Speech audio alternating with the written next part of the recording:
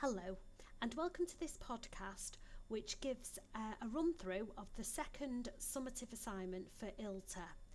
This assignment is a reflective evaluation of the micro-teaching and the themes of the unit, as indicated here in the assignment title. You will find your submission dates on the timetable for your own cohort, and you're in the instructions in a similar way as your plan for micro-teaching. You actually upload this assignment to the Moodle area. The learning outcomes for the unit that are assessed via this are that you can evaluate a range of practical approaches to teaching learning as assessment set within the context of learning theories, and also that you can critically evaluate and reflect on your micro-teaching and the themes of the unit to identify your ongoing CPD requirements. So quite a straightforward task this. You will be asked to complete, or you are asked to complete, an evaluation and guided reflection on the micro-teaching session and the themes of the unit to identify your ongoing CPD. So what do we mean by a guided reflection? Well, go back to the introduction, the very first session, the introduction to the unit. Some models of reflection were highlighted there. Gibbs was certainly mentioned, De Bono, and we've had some exploration of these within some of the taught sessions. So you might want to go back to looking at a formal model of reflection to guide your writing process. This does not mean that you write an essay about reflective practice, but you actually utilise or use a formal model to guide your own reflection. So if you were using Gibbs, perhaps you would use the different titles of his model, his cycle of reflection, as kind of paragraph ideas or concepts, so that it takes you through a whole process. This is to support you to move beyond describing what happened within micro-teaching and thinking about your emotions into some more analytical and evaluative work. So it also mentions the themes of the unit to identify your ongoing CPD. Why that's mentioned specifically is that micro-teaching gives you an opportunity to explore certain things when it comes to teaching, such as writing a learning outcome, developing a session plan with an inclusive practice strategy, and then actually delivering on that session.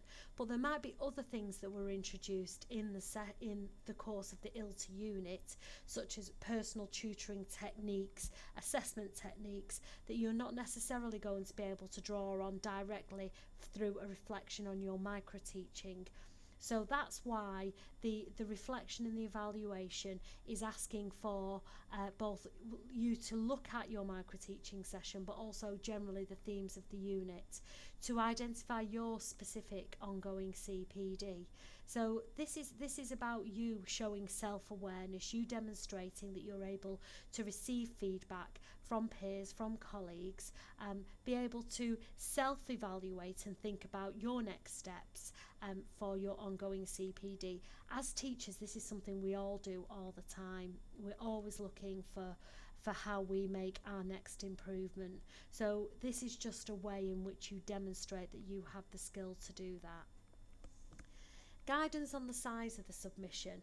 You've got a range here between 1,000 and 1,500 words, excluding your bibliography but including quotations. So there is an expectation that you would write no more than 1,500 words. In fact, we will stop marking at 1,500 words.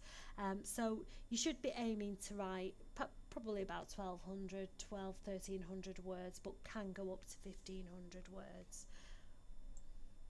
So you will find that we will provide feedback via Moodle, and we'll be using the marking criteria. We'll have a look at that briefly.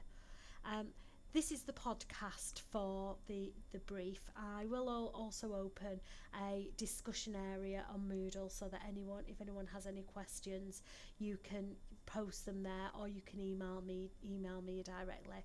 There is also a guide to Harvard and some resources about reflective writing and writing at master's level. We don't make assumptions about our learners. We know that people come from a range of different professional backgrounds and contexts. For some people who have come from a research route, have finished their PhDs, etc., you'll be very used to academic writing, but not all colleagues are in that position. So we've put some resources there that hopefully will be helpful. And just a reminder that we are very more geared up, happy and willing to support all participants, but particularly if you have a disability or a dyslexia that you feel is a barrier to your learning, can I just encourage you once again to actually talk to a member of the team so that we can give you more specific support for your own requirements. Just going to have a flick down in the handbook. Sorry for scrolling, there's nothing more disorientating really, but working through the handbook to the marking criteria and feedback forms for this assignment. So you will find the feedback form, the marking criteria here in front of you, so you can actually see the types of things that we're actually looking for in the assignment. So we are looking that you refer to literature. So if you're talking discussing about a certain part of development that you know, or something that you want to work on, then show that you know how to find the sources and the literature that will help and inspire you to do that. We're looking to see that you are able to actually reflect on yourself as a teacher, and to take action, to identify and then take action relating to your ongoing CPD. And obviously already mentioned that you will draw on research materials as appropriate. So good luck with the assignment. Thank you very much.